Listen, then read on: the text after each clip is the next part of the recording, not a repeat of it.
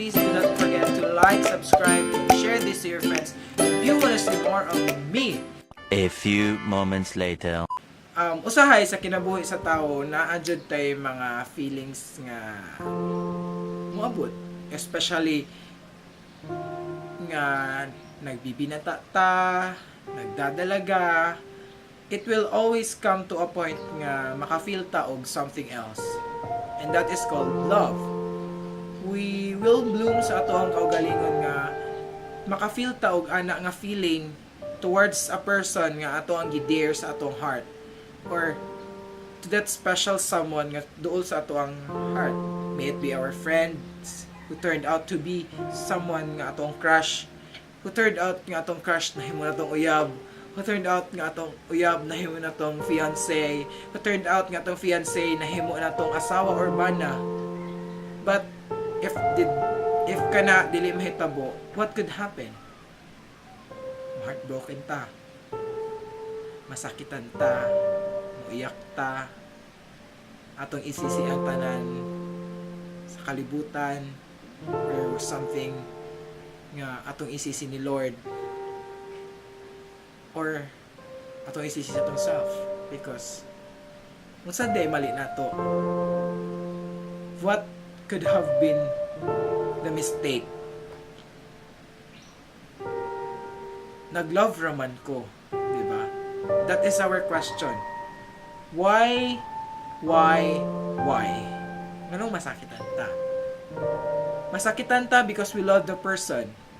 We give our all. We give effort to that person. Luha, singot, halos tanan ato nang nahatag niya. But at the end of the day, wala. It didn't work out. And it feels like gi-crush ka between the land and the sky. And you feel nga maunay pinakasakit sa kalibutan nga ma-heartbroken. Diba?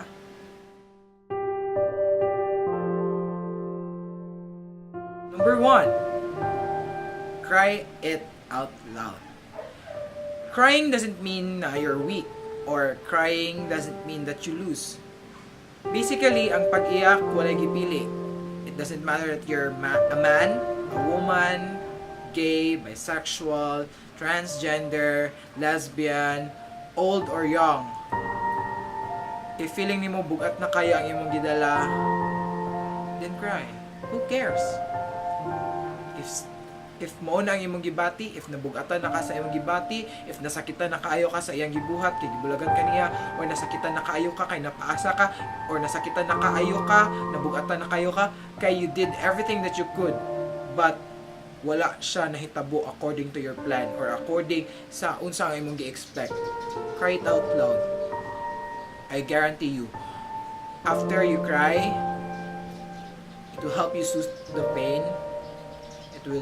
It will ease the pain, and feeling nimo na after you cry, oh, I feel better. I feel better na. Not to a point na in a snap, mana wala na ang sakit, but there will always be that pain inside you. Because crying will only help you soothe the pain for a while. So, if you wanna shout, if you wanna cry in public, if that will help you move on, then go. It's not a problem. It's a free will. And do not be afraid to cry. Just cry it out loud, and you will feel better. Number 2, in line with number 1, do not be afraid to share. Do not be afraid to talk, because talking to someone, having your friends, having your family to talk to, wala pa'y mas laing makasuit sa imong pain. You have to talk it out. You have to let it out. Let it out, Jude. Let it go. Let your pain be your inspiration of letting go to that person. Talk it out. Lami kayo sa feeling nga mo, iyak ka sa imong friends. And most especially, talk it with God. Because,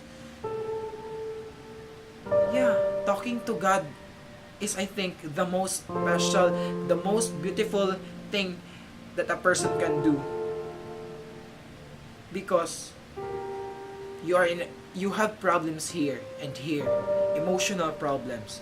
You don't have physical problems, but when you have problems here, your emotions,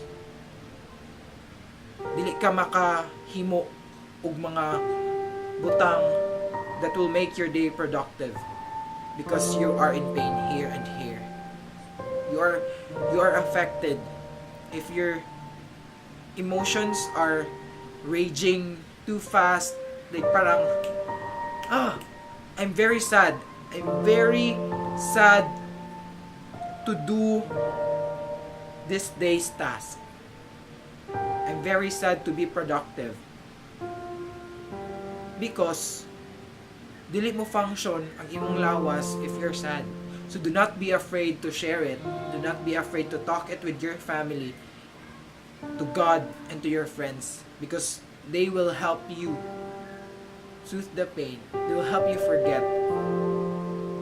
So, talk it out loud. Do not be afraid to share. Number 3, make time for yourself. Love yourself. Be yourself. Accept yourself. Accept nga nasakitan ka. Accept nga gipasakitan ka, gipaasa ka niya. Accept it. Make time for yourself. Because if you make time for yourself, you will discover more of yourself na, uy, hala, nakamanday ko yung ani. Na makadiscover ka nga ing ani ka nga tawo, na kay talents nga ing ani, ing ana. And to a point nga malimtan na nimo siya. Dili na siya mo agi sa imong hunahuna. Kung moagi man gani siya, makaingon na lang ka nga, ay uno, kami man dito before. Or should I say, uy, nakaasam mo ko niya sa una, no? Love yourself. Pagwapa ka, and do not forget to smile. Number 4, do not avoid the things or the places that reminds you to him or her. I got this from King Paulo Feliciano. Ayaw sila i-avoid. Because when you're avoiding him or her, it means nga you're in denial. You just have to accept what was, what has been, and you have to start embracing what is. Do not ever question yourself. Do not avoid the things nga nagpahimangno sa imoa. Kung paborito ninyo sa Jollibee, dito mo nagkaon, just go to Jollibee. Because when you're avoiding man good, it's like parang you're holding back. Imo pang ikip ang imong self, imong ikahon ang imong self. You're putting yourself in a box nga, I just can't let go of that person because that person made me happy. Kaya nga made past tense. Because humana. Ay imong feeling right now, nasakitan ka because of what he or she did.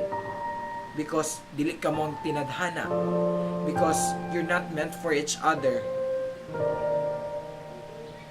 But that doesn't mean you have to avoid it. As I have said earlier, as I have said a couple of times, accept it. And do not avoid the things or the places that reminds you to him or her. Number 5. Lastly, have that free will. The free will to be yourself. The free will to decide na I will move on. I will do this for my own. not for someone, but for my own. You have to think nga, uy, dapat maging anin ako because this is for my own good. This is for my better self. Be that version 2.0. Be that Lyda magtalas, the fierce, the bold. So that when you see him or her, makaingon sila nga, ay, siya to ang kuan ako sa una before. Siya to ako ang binuangan. Siya to akong napaasa. Free will. It's your free will to choose. No matter what people will tell you, no matter your parents will tell you, no matter what movies you watch, if you don't have that free will, if you don't have the decision to move on, then wala yung may tabo. It's not me. It's not gonna be me, the one to help you. But it's you yourself will be the one to help yourself. We are on our own in this world. Do not rely on someone. Because it's ourselves who can help ourselves. So have that free will to choose. Choose to be happy. Choose to smile. And that's it for this video, guys, and I hope you like it, and I hope nga nakat-on pud mo maskin isa lang for what I have said.